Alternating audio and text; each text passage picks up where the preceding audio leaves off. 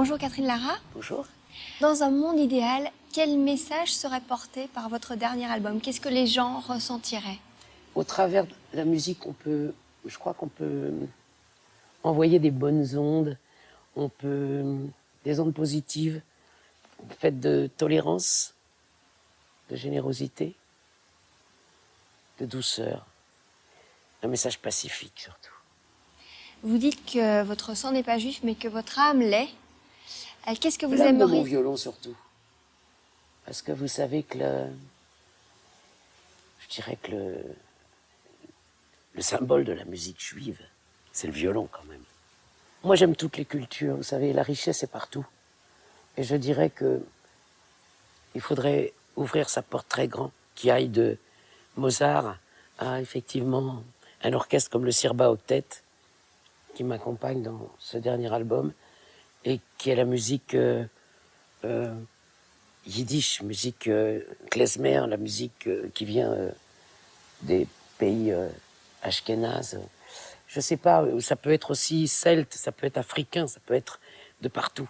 Moi je dis, il faut ouvrir sa porte à toutes les musiques. Vous avez toujours ce côté un peu mystérieux derrière vos lunettes, même si, Je suis bien comme ça. on vous connaît. Qu'est-ce que vous aimeriez, idéalement, que les gens apprennent de vous? Vous savez, ce que je véhicule de plus vrai, de plus sincère, de plus profond, c'est ma musique. Moi, je suis pas si intéressante que ça. Je crois que, au fond, les vrais moments, les vrais moments, c'est entre ceux qui m'écoutent et mon violon, ceux qui m'écoutent et mes cordes vocales quand je chante. Là, je suis quelqu'un de tellement authentique. Il n'y a que ça qui est intéressant. Dans le monde idéal, les gens croient-ils en Dieu? Y a-t-il encore un Dieu? Mais tout le monde est un dieu. On est tous des dieux, on n'y arrive pas. On est tous des dieux en puissance. Chaque être humain est capable d'avoir cette espèce d'absolue perfection. On est loin d'y arriver. C'est un long trajet. Il faut peut-être plusieurs vies pour y arriver, je ne sais pas.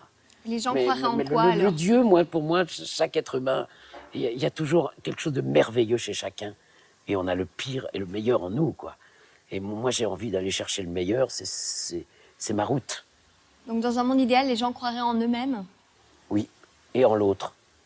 Dans un monde idéal, on aurait un vrai regard sur les autres. Dans un monde idéal, comment est-ce que vous voyez ce futur dans 20 ans, on va dire? Oui, ce sera plus que ça, mais j'aimerais un monde où on apprend déjà aux enfants à être libre, à être autonome, à gérer sa vie tout petit. On éduque trop ces enfants comme on est soi-même. Je voudrais qu'on leur donne plus d'identité. Voilà, c'est ça, qu'on respecte l'identité de ce petit bout d'homme ou de ce petit bout de femme qui vient d'arriver et qui a déjà forcément une très grande personnalité qu'on a tendance à étouffer dès le départ. Et vous? On boucle de partout. Je voudrais donner plus de liberté aux enfants, plus de choix. Vous avez l'impression que vous en avez manqué vous-même? Moi, j'ai eu de la chance parce que je suis né dans un